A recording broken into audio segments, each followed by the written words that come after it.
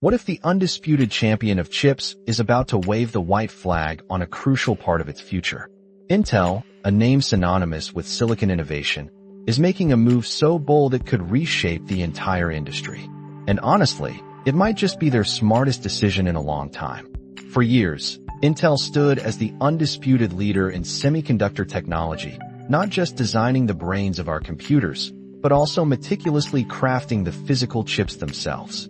But recent times have seen them struggle, particularly in the highly complex and incredibly expensive business of actually manufacturing cutting-edge semiconductors.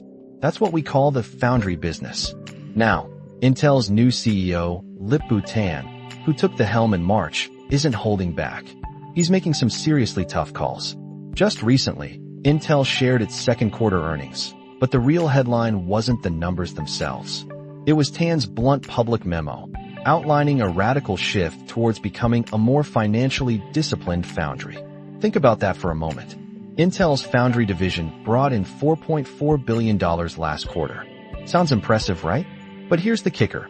A staggering 99% of that revenue came from printing and packaging Intel's own chips. They only made a minuscule $22 million by manufacturing chips for other companies. That's a sharp drop from $39 million a year ago. It's like owning a massive factory that mostly just makes parts for your own internal use, while struggling to attract outside customers. In fact, Intel openly admits in its regulatory filings that they've been unsuccessful to date in attracting significant customers to our external foundry business. Their manufacturing capabilities have simply fallen behind their biggest competitor, Taiwan Semiconductor Manufacturing, better known as TSMC. So what's the new plan? Tan laid it out directly. There are no more blank checks. Intel is pulling back on unrestrained spending for foundry equipment. Instead, they are laser-focused on ramping up their newest chip technology, called the 18A node, exclusively for their own in-house chips. A node basically refers to how tiny the transistors on a chip are. The smaller the number, like 18A, the more transistors you can pack in, leading to faster, more power-efficient performance. But here's where it gets really interesting. Intel's next-generation chip technology, the 14A node, won't move forward at all unless outside customers commit to using it first. This is a monumental shift. It means Intel could potentially withdraw from leading-edge chip manufacturing entirely in the not-too-distant future. They could end up ceding the most profitable segment of the market to their rivals, even becoming a customer of those rivals for their most advanced chips. This has immediate ripple effects across the industry. Consider ASML Holding, for example. They make the incredibly specialized, multi-million-dollar lithography machines crucial for creating these tiny, advanced chips. When ASML released its own earnings, their management tempered growth expectations, citing increasing uncertainty. Now, with Intel's new strategy, we understand why.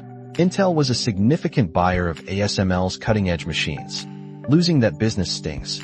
While ASML's machines are irreplaceable for advanced chip making, and other foundries might eventually pick up the slack, it's still a setback. But then there's TSMC. While Intel pulls back on capital spending, TSMC is practically hitting the accelerator. They plan to boost their capital expenditures by about 34% this year, aiming for an astounding $40 billion.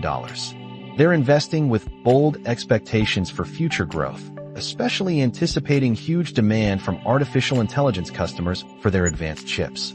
With Intel effectively ceding ground, TSMC's lead in both technology and manufacturing capacity could grow even wider. And if Intel fails to attract significant customers for that 14A process, they plan to discontinue investing in it entirely.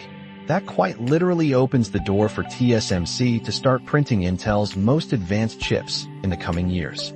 Intel's own management even admitted they would become dependent on TSMC for foundry services for nodes beyond their current 18A if they can't advance 14A. So, for now, Intel is stepping back from the leading edge of chip manufacturing.